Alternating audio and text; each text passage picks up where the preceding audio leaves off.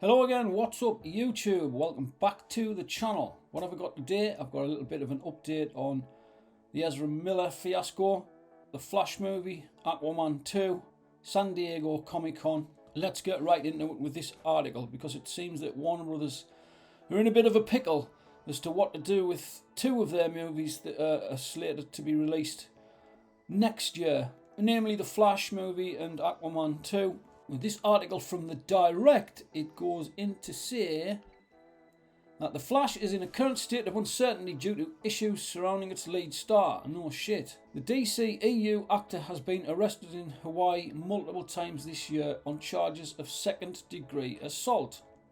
Now then, I looked up second-degree assault, and what did I come up with? Second-degree assault is when someone knowingly causes serious bodily injury, knowingly causes injury with a deadly weapon, or recklessly causes serious physical injury to another. It can carry a sentence of up to 10 years in prison. Some websites say 12 years. What is my point? With Ezra Miller, Godzilla. My point being is that if Ezra Miller have been charged with any of these assaults that have taken place in the last few months, then why is he not behind bars? If it had been anybody else, if it had been Johnny Depp would have been in jail by now. Anyway, I digress. The controversy didn't stop there, as Miller responded to his legal issues in an unexpected way by posting memes on his Instagram account. But the actor soon deleted these images. Yes, I've seen a couple of the images and they were very childish. Despite that, a report claimed that Warner Brothers is calling it quits with Miller. About time. Following the release of The Flash next year. As a result, DC fans went on to pitch possible replacements for the actor. No, I've had a couple of people saying to me suggestions for who should replace Ezra Miller. Anybody's better than that dork. We've got such names as Grant Gustin, who I believe is Grant Gustin is the TV Flash that everybody loves apparently, and nobody could understand when Ezra Miller made his debut as the Flash in the movies. Why didn't he use Grant Gustin? That was the big question. Other people have suggested Dylan O'Brien from the Maze Runner, etc. I'm not that fussed about him playing the Flash like. Dacre Montgomery, who you most likely will have seen Stranger Things by now. He played Billy in Stranger Things. Also, people calling for Austin Butler, who's just done Baz Luhrmann's Elvis with Tom Hanks. Don't think that was very well received, to be fair. I've also had people in the comments section and they're suggesting Timothy Chalamet. You've seen him obviously in June, and he was in The King on Netflix, which was excellent. Henry V movie. Anyway, now another update about The Flash could give a clue about Warner Brothers' plans for the movie moving forward. And the next thing you see in the article is the fact that there's going to be no DCEU panel in SDCC, which is the San Diego Comic-Con, which starts next month, the 21st of July, and I think that runs to the 24th of July. Warner Brothers will be there in some capacity. I think they're taking a House of the Dragon panel. So Warner Brothers is going to San Diego Comic-Con for the first time, and it's making some changes in its approach. It's taking House of the Dragon, The Sandman, and Harley Quinn. Harley Quinn season 3 is going to make a sneak peek for all the Harley Quinn fans. But for the first time, Warner's, including DC, will have no presence on the convention floor, a move that breaks with decades of precedent. The company had one of the bigger presences on the floor with movie and TV costumes on display. Is this all because of that little knobhead, do you think?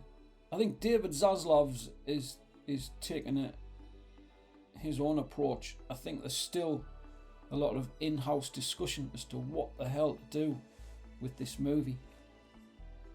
Let's flick back onto the article.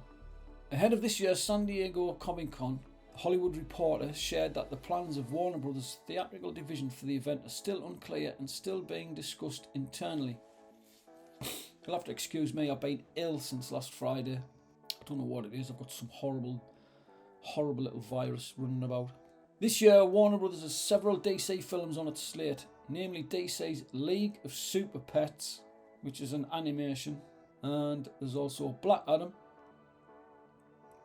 which I think was supposed to be out this month or next month, but it's been put back to like October. There's also Shazam, Fury of the Gods, the sequel to Shazam. Hollywood Reporter speculated that a dedicated panel for these movies could be featured at the event. However, 2023 DC movies such as The Flash and The Blue Beetle will reportedly not have panels, mainly because they are considered too far out to have a meaningful impact. See, I don't believe that. I don't believe that. It's only a year away and you should be advertising them right now. But because of all the bullshit that Ezra Millers caused, they daren't even put anything out to do with The Flash because they don't even know what they're going to do with it. I read somewhere that it's got a $200 million budget, which is a lot of money. But then if you slap on top marketing, that's going to take it up another 200 million because you at least double it. So that's 400 million before it's out of the box. And he's a little prick. So how many people are actually going to go and see this movie? I think the biggest pull for this movie is going to be that Michael Keaton's in it. And all the fans who loved Michael Keaton. I mean, I'm one of them, but that's not enough for me to say, oh, well, here's my money. Just because Michael Keaton's in it. Because that little arsehole's in it, Ezra Miller, who, as you know, has attacked people and there's nothing being done about it. And they still don't know what to do about it. Anyway, in the past, Warner Brothers presented June movies at Comic-Con the year before. Exactly. For example, Gal Gadot's Wonder Woman, which premiered in June 2017, had a panel at SDCC in 2016. So saying that they consider them too far out that's just a load of crap. Sorry. The Flash not having a panel could be linked to the troubling allegations about its lead star Ezra Miller in Hawaii. Come on, man. Could be linked. The Hollywood Reporter also revealed in its report that Warner Brothers Discovery CEO David Zaslav is implementing significant changes to the company's approach to Comic-Con. For the first time, Warner Brothers, including DC, will reportedly skip having a presence on the convention floor. In the past, Warner showcased movie and TV costumes on display, while also featuring cast members from Justice League and Watchmen appearing for autograph signings. The outlet then shared that CW shows such as The Flash, Superman and Lois, and the upcoming Supernatural prequel will all be absent due to the broadcast network's possible sale. Oh yeah, the CW's up for sale, isn't it? It's probably because it just... THR noted that Warner Brothers Discovery's presence at SDCC is still intended to reassure fans that they are still the company's priority as the merger leans toward in a new direction. Shouldn't that be as the merger leans in a new direction? Who writes this absolute arse? Learn to... In a separate report, Collider Steve Weintraub shared a similar report that DC films will not have a presence at this year's SDCC. In the past 2 years, DC made its big announcements during DC Fandom, a virtual convention where major actors, actresses and directors are involved. So here's the dilemma surrounding the Flash's marketing. Ezra Miller's latest controversies present an intriguing challenge for Warner Brothers moving forward, especially for the Flash's marketing team, although the film's trailer is reportedly coming soon. I've already seen the trailer. And to be fair, the production values look pretty spectacular. However, it's still got Ezra Miller in it, and he's still a douchebag.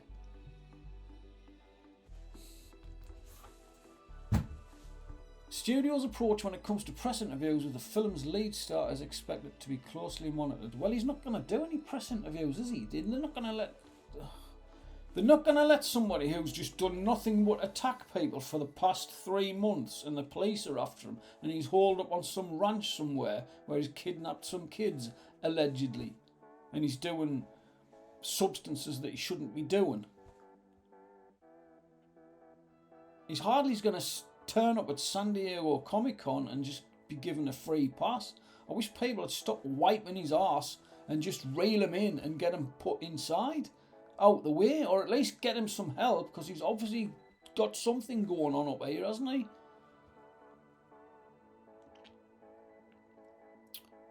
Oh dear. It's possible that skipping a presentation for The Flash could be the first step in handling Miller's legal troubles, with a proper strategy arriving in the coming months. Despite that, The Flash reportedly received high praise during its test screenings, and this could serve as a good sign that the movie could do well in the box office. Meanwhile, while it is still unknown if Black Adam and Shazam Fury of the Gods will be included in the studio's SDCC panel, there's a strong chance that a presentation for DC's League of Super Pets will happen. Mainly because the movie will premiere on July 29th, Warner Brothers could reveal an official clip or a final trailer, or the studio could go all in and showcase a special screening dedicated to the attendees. What else? As for other